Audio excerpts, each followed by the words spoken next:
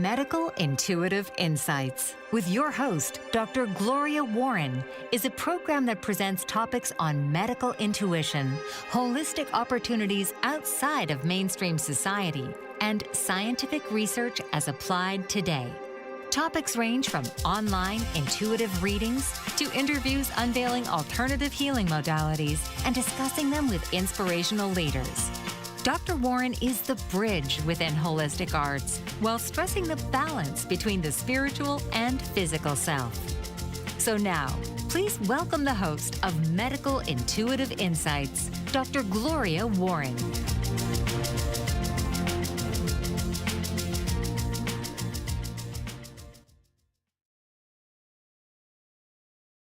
Ask yourself, is my body broken? Does my scale lie? Why can't I stop eating? Well, New Year's resolutions are a real enigma, but your body isn't broke, the scale does not lie, and you need to stop blaming yourselves.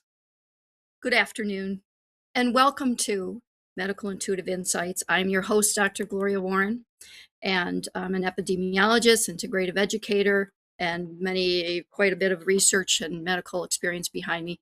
So, the way you've been taught to think about weight loss, this is not a diet show, this is not a willpower lecture, and this certainly is not lies. Today's show is about truth, biology, compassion, and real hardcore options. Because if weight loss is about discipline, none of us would still be struggling. It's not just about simply discipline. Furthermore, we will reveal the 10 myths and facts about weight loss and explain why they are not true. Myth 1, weight loss is about willpower. Fact. Weight loss is driven by biology, hormones, metabolism, stress, sleep, and nervous system regulation. Willpower cannot override insulin resistance, cortisol overload, thyroid imbalance, or chronic inflammation. So this segment here is about why weight loss is about willpower, or why it is not in this case. Let's begin by clearing up one of the most damaging myths in the modern health culture, that weight is a personal failure when it doesn't work. Your weight is influenced by various things like hormones, insulin production, cortisol production, thyroid hormones, estrogen, testosterone, chronic stress, and trauma all take a play as well. And one really important thing to consider in the beginning of your weight loss program is sleep deprivation, medications, inflammation, gut health, and nervous system overload. When the body feels unsafe, depleted, or stressed, it stores weight. That's not a weakness, that's survival biology. I'm sure you've heard of fight or flight. That's what we're talking about here. Cortisol and all the hormones, they all get kind of sort of out of whack. They are not balanced anymore when your body is overstressed and not getting enough sleep. That's going to make overstress have more of an influence on your biology. So let's move on to myth 2. Eating less always leads to weight loss. Oh, I'll stop eating as much. I'll cut my meals in half. This isn't actually what happens. The fact is that chronic undereating slows the metabolisms and signals the body to store fat for survival. A nourished body releases weight more readily than a deprived one. Simple, right? Many of you have done everything right. Kudos for that. You've even eaten less, exercised more, tried program after program, and yet your body held on to that weight. That's not resistance. That's protection.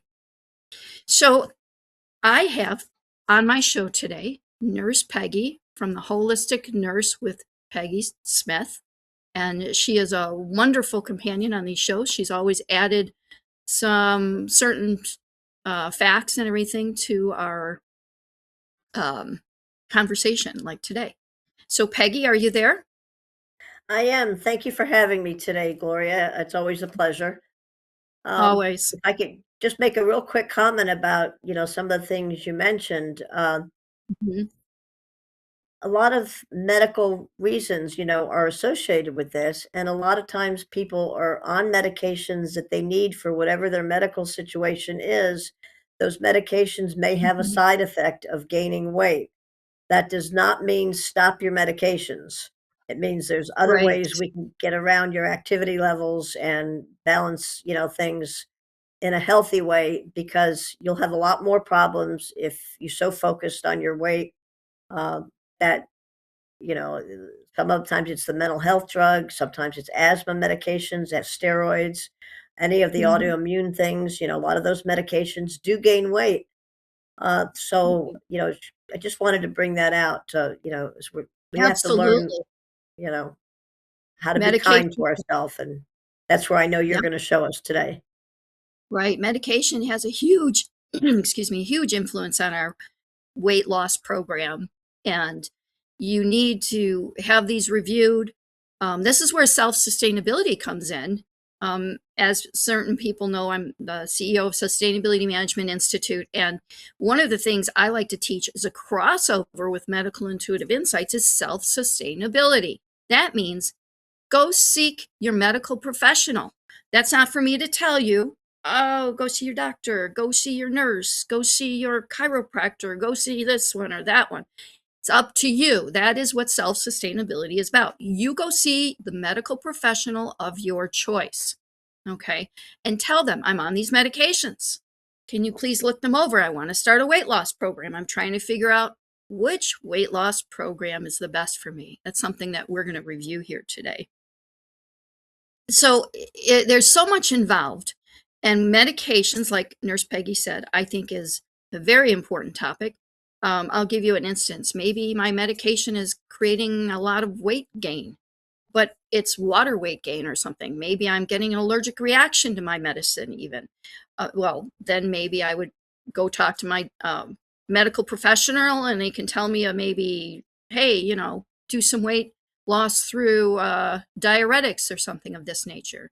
But maybe your blood is too rich and you're already depleted in your electrolytes, so you can't do diuretics, or maybe you need a supplement there, or maybe there's something else they can do. So this is where self-sustainability comes into play. Do your research. Research, research, research. Everyone needs to do their own research. I'm sure if you go to your own, let's say you have a physician and you want to go see your physician, you go to your physician, you show them the research, that's not a bad thing. That actually may help him decide what you are actually willing to do, and it'll help him understand more of the research as well. We're all human, even physicians. There's not enough time in the day to learn everything. So help your physician or help your other medical professional if you'd like. So it's really important. We do have 10 facts today. That was 2 facts so far, only 2 so far. So the one was eating less always leads to weight loss. No, it actually puts your body in fight or flight. Metabolism changes and your body will not burn calories as quickly as you wish it would. That can be a huge problem, definitely. I'm going to backtrack here. And under the first fact, or not fact, is the willpower. Weight loss is about willpower because it's not about willpower. One of the things I mentioned here was inflammation. So inflammation and swelling are 2 different things. Okay. Inflammation means there's a pathogen involved. Swelling means that it's just swollen up with fluid. All right. So inflammation is one of the biggest cause of overweight people. It's not necessarily food consumption. So it may be, but it may not be. So I always say, for me, and as well as my close friends and family, start by taking natural anti-inflammatories like turmeric and other ones like even aspirin a day helps too. There's different things that you can take, and That's always a wonderful thing. So let me check here. Yeah, we're going to take a commercial break. There's more when we get back. We are going to hear a brief message, and while we do, I want you to take a moment and notice your body, not to judge it, but simply to acknowledge everything is being carried out for you right now. You just need to figure out how to go and lose this weight. So stay right there. We'll be right back. Mike Zorek, a three-time California state champion in Greco-Roman wrestling at 114 pounds. Mike, blind since birth, was born in Hartford, Connecticut. He was a six-time national placer, including 2 seconds, 2/3, and 2/4. He also won the Veterans Folk-Style Wrestling twice at 152 pounds. In all these tournaments, he was the only blind competitor. Nancy Zorek, a creative spirit whose talents have taken her to the stage and into galleries and exhibitions in several states. Her father, a commercial artist who shared his instruments with his daughter and helped her fine-tune her natural abilities, influenced her decision to follow in his footsteps. Ms. Zorek has enjoyed a fruitful career doing what she loves. Listen Saturday mornings at 12 Eastern for the Nancy and Mike Show for heartwarming stories and interesting talk. Welcome back. We've been talking about why weight loss is not about willpower, discipline, or shame. Shame on you for blaming yourself. So now let's talk about what actually helps the body feel safe enough to release weight. Foundational, sustainable strategies. That works with your biology, not against you. So by having sustainable, workable foundational strategies, it's going to make you relax more. So perhaps your cortisol won't get skyrocketed, and perhaps your body won't go into fight or flight. So here's myth number 3, third one here. Exercise more, lose more weight. Well, I was on the treadmill for 20 minutes before. Now I'll go for 40 minutes. I'm going to double it. I'm going to lose more weight. The real fact, though, is excessive exercise, especially under stress, raises cortisol and can stall or reverse weight loss. Is that what you really want? I don't think so. Gentle, consistent movement often supports weight loss better than extremes. So you don't have to go and do 50 million jumping jacks or whatever. You could just do some Tai Chi, Qigong, yoga. I love Qigong and yoga combined. That's my favorite. Stretching, it's turning upside down. Great for my brain. Great for the deep breathing. I mean, it's wonderful combination. But do you see where I'm going with this? Okay, on segment 2 here, we're going to actually talk about foundational weight loss tips that actually work. These are ones that have been proven through research that actually work. First, nutrition without extremes. Your body needs adequate protein to signal safety and preserve muscle. Now, when I say protein, I know there's many vegans and vegetarians out there. The thing is red meat is the only thing in the world that has heme iron. And when your body gets enough heme iron, it actually has less stress that affects it. Your body won't be affected as much by the external stress. All right. It's just biologically, that's how the Lord made us. And it's nothing we can change. You may want to only eat red meat when you're called to eat red meat. Like, oh, I really have a taste for it. I'm really craving it right now. Or maybe you want to eat scraps. A lot of the organs in the meat are thrown away by the ranchers. So I actually have a deal going on with one of the ranchers. He gives me the heart, he gives me the internal organs, because half of them he has to throw away. Nobody wants to buy them. So you don't need to eat the steaks or the good cuts. There's other cuts that you can actually decide on. So adequate protein to signal safety and preserve muscle. Very important, because if you don't have enough protein in your body, you are going to start losing muscle. Fiber to stabilize blood sugar and support gut health. Fiber is very important. Don't forget it. Healthy fats to regulate hormones and make you feel more satiated, so you won't feel hungry as often. There's other things for that as well. Acronium pollinate is one of the things that you can use. There's other things too. Undereating tells my body We're not safe. An unsafe body does not want to release weight. Okay? Myth 4. Number 4. If the scale isn't moving, nothing's working. The scale does not measure the fat loss versus muscle gain, hormonal shifts, inflammation reduction, and metabolic healing. So maybe muscle actually weighs 10 times the weight of fat. So you can lose a whole lot of fat and gain a little bit of muscle that weighs the same. So don't listen to the scale. That's not what's going to tell you how healthy you are or not. Hormonal shifts, that's another thing. Hormones go crazy. I know, like women, estrogen, it skyrockets and they end up swelling up. It's just a fact of life. It's the biology of our bodies, and it creates swelling all over. So it may be just that time of month for some people. All right. And metabolic healing. You know, you're going through a lot of things in life, and maybe your metabolism is trying to equalize out with your new diet and everything else you're doing. Take your time, be gracious to yourself. It is all about being gracious to yourself and knowing if you want to do it and do it for good, do it slowly but surely and steadfast, okay? Health improvements often occur before weight changes. Therefore, you need to work on your health and balance your hormones, metabolism, and sleep cycle.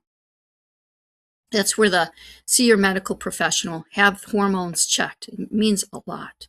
Movement without punishment, something else. Walking reduces cholesterol, and that's a fact. Research has shown that walking does reduce cortisol. Cortisol, that's one of my biggies because you lift a lot of weight and a lot of physical things. I'm usually up in the morning early. I'm never sitting down ever except for these shows. So my cortisol out the roof, you know. So I need to get my cortisol down, and my pH level is very, very low because my cortisol is high. My body's in fight or flight. So I use a little baking soda in my coffee in the morning, and anytime I drink something, I put a pinch. Strength training protects metabolism, though, but within reason. And that's why I do that lifting a lot, because of strength training. Maybe I overdo it, though. I think we're all a little off kilter when we do what we want to do sometimes. So best is write it all down and follow your routine. Gentle movement does still count, especially in burnout, illness, or menopause. Burnout, we can all get burnout, and that will change everything. When you're in burnout, your body goes in fight or flight again. Myth 5. Everyone should lose weight the same way.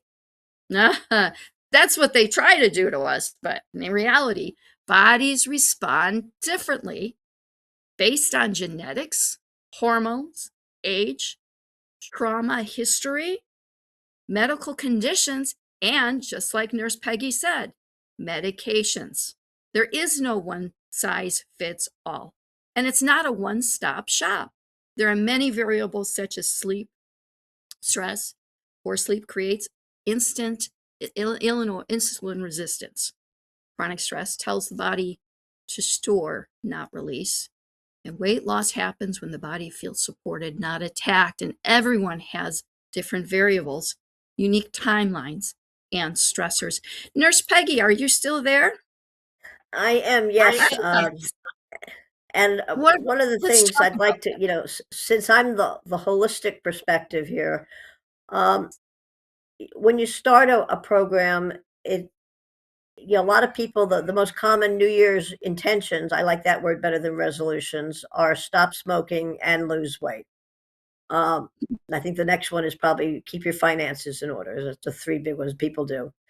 And when any major changes create extra stress. So I think the very first thing is you're taking inventory, you know, on New Year's Eve or whenever you decide. You can decide this. You can pretend every time, any time of the year is New Year's for you. Start over. You know, each day is new. But if stress is already pretty heavy in your life, then learn some holistic ways of managing your stress And that should be the priority over trying to obsess over the numbers and the calories and, you know, the diabetes factors and things like that. If you've just been diagnosed with a serious medical problem, that's probably not the best time to start losing weight. Um, but one of the things that when I had I always have stress in my life, but years ago, because I was adopted, didn't know my family of origin, I had learned later in life that I had actually was from a Jewish background. And I needed to lose weight, but that wasn't my primary focus. But I wanted to learn more about my heritage. And I started off by trying out a kosher diet. Lo and behold, I lost a reasonable amount of weight in a reasonable amount of time. And what I learned from that is it involved mindfulness in eating habits, because since it was a new habit, new style of eating for me, I wasn't cutting back on anything. I was just being mindful, and the kosher diet actually is pretty basically balanced.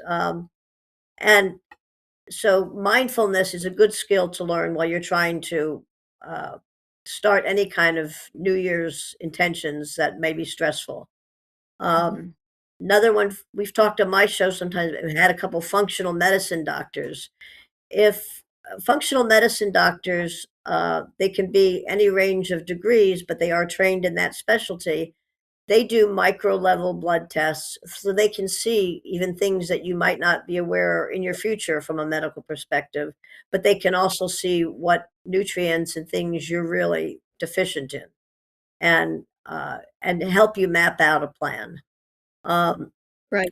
if you know, uh, but like if you stop smoking, which is a very healthy goal and necessary, I believe, for uh, most people lose weight when they stop smoking. And it's not necessarily because you stop smoking, it's because you substituted that oral habit of the cigarette in your mouth with now putting candy and other food and but if you're already living a mindful practicing mindful habits in your daily life, then you're aware just naturally what your body needs. And I've talked on my show about asking inside. You can talk to your body and say, I love you, and you've been great. I appreciate what you've been in my life so far. And not that I have a problem with the way we look too much, but maybe we could be healthier. That's a healthy, if your goal is to be healthier rather than focus on the numbers, losing weight, I think you have better success. We're going to be taking another break right now, and Dr. Gloria will come back right then. Thank you. We'll be right back. Are you struggling to care for elderly parents or a spouse? Do you wonder if being a caregiver is making you sick? Are you worried about taking time off work to care for elderly parents and balance work, life, and caregiving?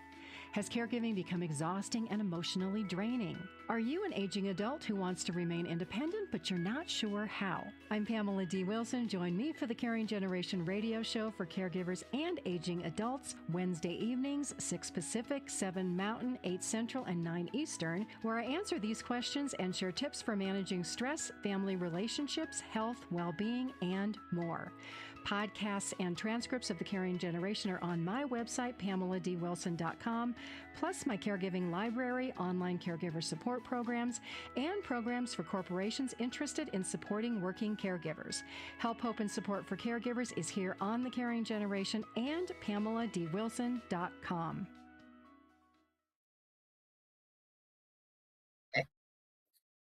Welcome back. So far, we've talked about foundations.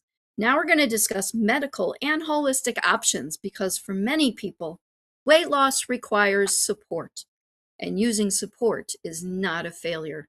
It's actually a step towards self-sustainability. So let's move on with our myths. Myth number 6, needing medical or holistic support means failure. So the fact is, using tools, laboratory results, medications, therapy, and nutritional support, that is, means informed self-care, not weakness. Support improves outcomes. And isn't that our goal?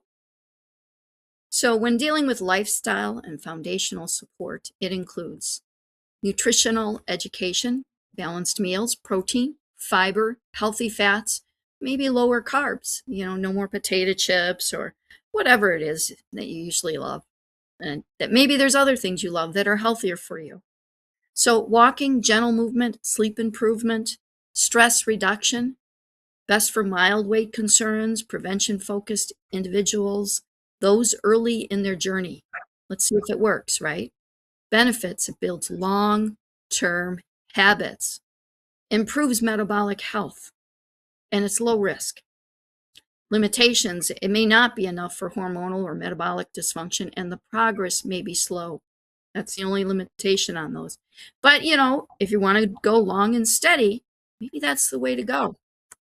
Now we have an option 2, medically supervised weight loss. It's metabolic labs, hormonal evaluation, physician oversight, prescription support when appropriate. It's best for insulin resistance, PCOS, menopause, or andropause, meaning menopause in my book, and metabolic syndrome. So if you have one of these type of problems, you really should have a medical professional oversee your circumstance, because we don't want to aggravate anything else. And sometimes when you go on a diet, you could be missing something your body needs.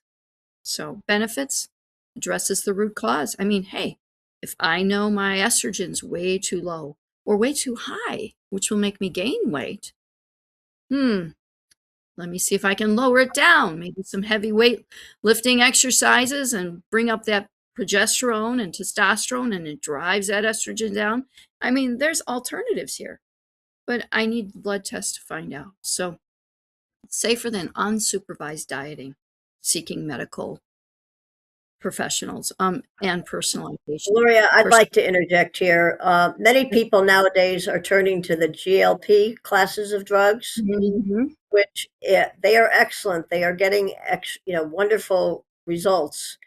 They need, but just because your neighbor, your sister, somebody else is on it, don't borrow their drugs and try it on your own. Never do that. Many people have to, and I'm seeing, out in the field in my traditional nursing, there are people that are getting it from alternative sources,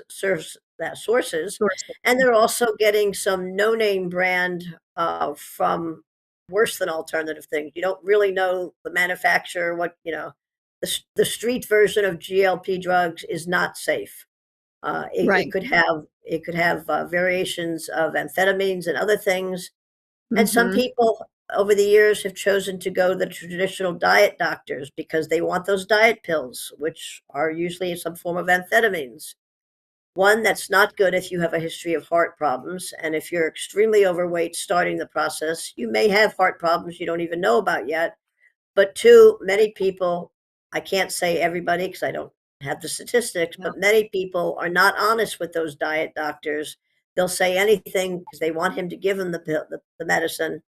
And you might already be on medication with your traditional doctors that would be highly contradicted and very dangerous. Right. So it's, you really have to plan this out. You're not, if you've got a wedding to go to and you want to fit into your dress in 6 weeks, GLP is not really going to do that for you. I'm seeing pictures on the internet, somebody who was tall, like over 5'6", 5'7", already only weighing like 150. She got the GLP drugs, and she's posting pictures because she has some image problems that she felt like she needed to be like Twiggy. You guys probably don't even remember Twiggy. That's our age group. But so there's a really, this has to be planned out. It has to be done holistically. Anybody that's on your team, from mental health providers on, and you talked about having support. Support should come from a coworker, maybe who's trying to lose weight too. You can go for walks together on your lunch break or something, or just encourage each other, and don't worry, it's only half a pound, doesn't mean anything. You are going to fluctuate depending on the time of day. So make sure when you are looking at that scale, look at it the same time every day in your birthday suit on a hard floor, not a carpet. Those are pretty basic rules to get the reliability of the scale. And you just have to learn, if you're being realistic and loving yourself, you might discover that your particular lifestyle and body type doesn't need to be in a size 4 dress. Mhm. It's not appropriate for you. Gloria, would you like to add anything here? And We're getting I thank you so much. Peggy just went over option 3, medicated assisted support. And yes, GLP-1, I personally, with my experience and other people talking with me, unfortunately, they come in various doses. And usually it's a lot more than somebody who's diabetic would get. Now, as I said before, there's always positives with medication, there's always negatives. So my biggest point that I want to make here is make sure you do your research. It's your body that's going to take in this medication, whether it be by shot or another venue. It's just you need to do the medication research and look for adverse events in the clinical studies. You can see who makes the drug, look it up in their site. You want to see it, Google it, I don't care, but look at it. What I'm finding personally out is some people are taking a half, a 0.5 dose, others are taking 2.0 dose, some are taking 4.0 dose. I'm a little concerned because this affects your pancreatic insulin secretion. And once you start messing with that, you could end up with long-term results. So I'm not saying it's a bad drug. It's a really good drug. I actually recommend it to obese patients when they're looking at potential heart situations where they're looking at shorter lifespans and things of that nature. Oh, by all means, please seek medical advice, go see a doctor, go see your medical professional, and see what they can do for you to get on this drug. But when it comes to, hey, I want to lose 10 pounds because we have a wedding coming up, then that's a different story. I'm not going to risk the drawbacks of that medication if I'm just trying to lose 10, 15 pounds. So it's just not for me, but it may be for you. Maybe you should do that. So talk to your medical professional. It can reduce biological barriers, improve adherence for some, limitations, side effects. It's not a standalone solution either. You're not going to just take the shot and expect to lose weight. And it requires medical supervision. Please don't skip that fact. You need medical supervision on that. All right.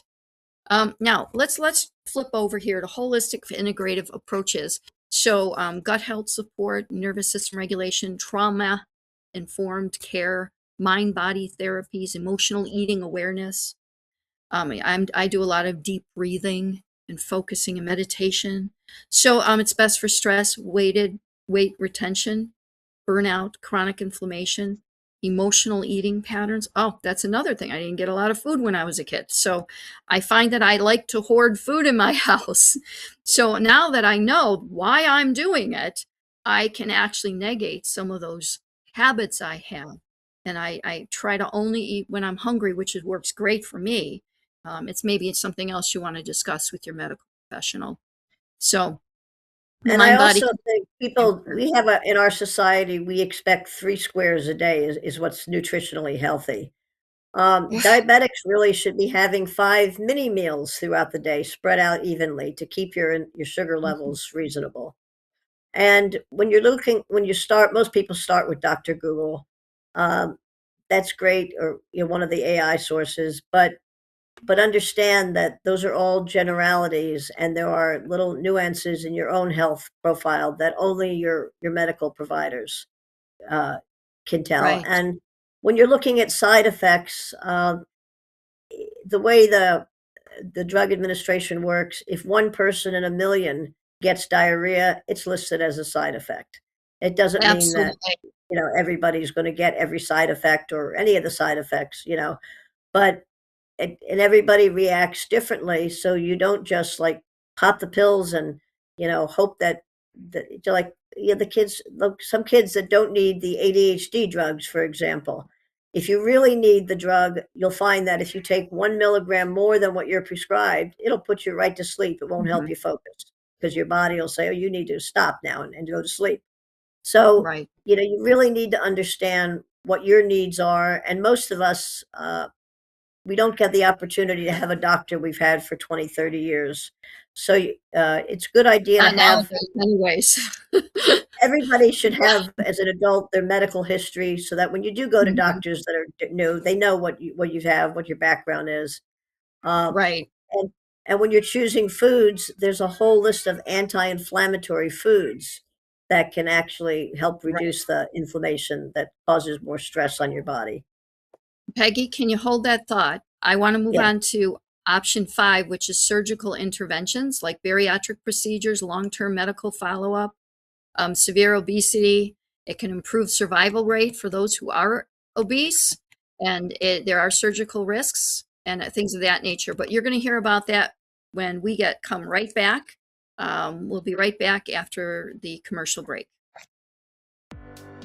Author, radio show host, and coach John M. Hawkins reveals strategies to help gain perspective, build confidence, find clarity, achieve goals. John M. Hawkins' new book, Coached to Greatness: Unlock Your Full Potential with Limitless Growth, published by iUniverse. Hawkins reveals strategies to help readers accomplish more. He believes the book can coach them to greatness. Hawkins says that the best athletes get to the top of their sport with the help of coaches, mentors, and others. He shares guidance that helps readers reflect on what motivates them, rediscover and assess their core values, philosophies, and competencies, find settings that allow them to be the most productive, and track their progress towards accomplishing goals.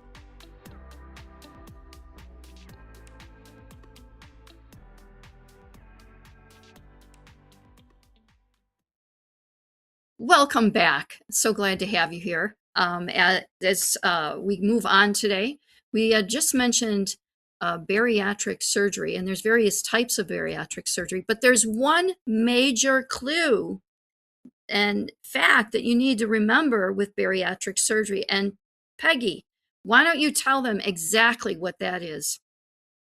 When you have bariatric surgery, they kind of take your insides and scramble them up a little bit, put in places that they weren't before. And some things are missing depending on whether you have a sleeve or a regular full bypass. It is very important. Your body will never, after the surgery, be able to process all of the nutrients in your normal healthy foods that you're eating. Um, and so that means that you've got to take vitamins. Vitamins are as real as your prescription drugs in this situation. If you stop your vitamins, you actually are at risk for getting a very aggressive form of frontal temporal lobe dementia. That is simply because your body was vitamin deficient and key vitamins that support your body. So, and I know this personally because my husband actually went through this experience and we didn't have a good outcome. Uh, but it's usually not reversible. I have had patients that have been able to reverse it because the doctor understood quick enough what the issue was. If you Mhm. also happen to gain your weight back after the surgery, you're never going to be able to have the surgery again. You will be stuck at that 400 or 500 pounds that you were trying to avoid to begin with. So it really is a holistic approach with all the options. And go ahead, Gloria. Why don't you pick up there? Well, I think it starts with asking yourself, do you feel safe, supported, and nourished?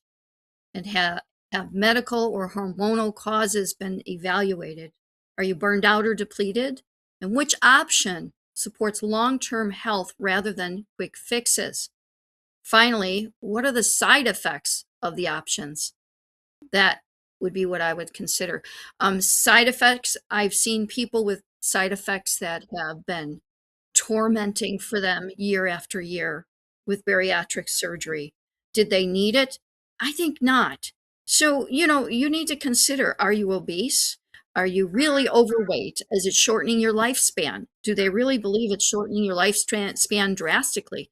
Are you having trouble getting around? Then that is an option you may want to consider. So something with your medical professional. So just don't lose sight of that, okay? Weight loss is not a moral issue. It is a biological and emotional process, as well as psychological. Like me, it was what was happening when I was a child. So seeking support, though, is not a sign of failure. It's a sign of wisdom. Um, your body is not broken. So we're going to go on to metabolic testing, emotional eating awareness. That's why I had the problems that I had. Options are tools, not moral judgments. Using them means you're informed, not weak. So, before you just that's, start that, if I could be real quick. mhm, For people that absolutely it is unsafe to consider bariatric surgery, uh, my holistic practice is primarily hypnosis, and we have a program that we've been doing for a number of years now, which is like a gastric sleeve and gastric bypass hypnosis program. It's not abracadabra, now you're skinny, but it does convince your brain that you've had the surgery, uh, theoretically, and your body makes those changes right. thinking that you've had the surgery, and Mhm, you learn new habits and you get the same right. results. So Well, just be aware. Go let's ahead. move on to myth 7. Yeah. Menopause or aging makes weight loss impossible. The fact is, hormonal transitions change how weight loss occurs, not whether it can. So, strategies must shift from restriction to regulation and support.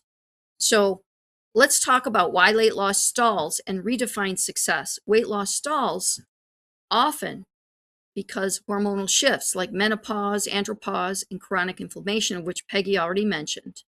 But now let's move on to myth 8. Emotional eating is a lack of discipline. Is it?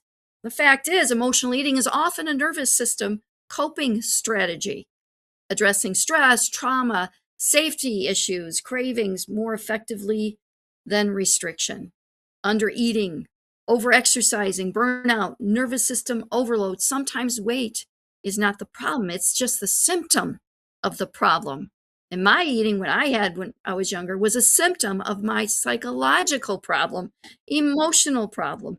And then I figured it out. So, myth 9, thin equals healthy. The fact is, energy, blood sugar stability, strength, mobility, sleep quality, and mood and cognition is really what you need to look at. So thin is not necessarily meaning healthy. It could be some major problems. A smaller body is not automatically healthier.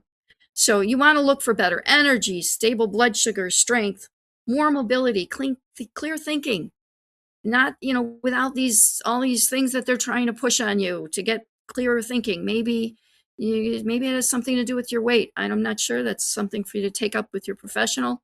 Myth 10, weight loss should be fast. Weight loss increases muscle loss, hormonal disruption, and weight regain. Fight or flight again. There we go again. Slow support. Weight loss is safer and more sustainable. Closing message. Your body's not broken. Your struggling is not a failure. And weight loss does not require punishment. It requires support, safety, and truth. Weight loss isn't about shrinking yourself, it's about giving your body what it needs to function well. I want to thank Nurse Peggy for being here with us. She actually has a show on Thursdays, 2 p.m. Eastern Time, The Holistic Nurse with Peggy Smith. Wonderful, wonderful addition to my show. She comes on and discusses things with me. Thank you so much, Peggy. Well, thank you for having me, and it's a pleasure as always. And everybody, just continue to love yourself, and talk to yourself. And Well, thank you for being here. And thank you, listeners, with compassion for yourself, understanding your choice without shame or extremes. There is no best option, only the best support for your body. There, for the grace of God, go I, and God bless. I'll see you soon. Have a wonderful day.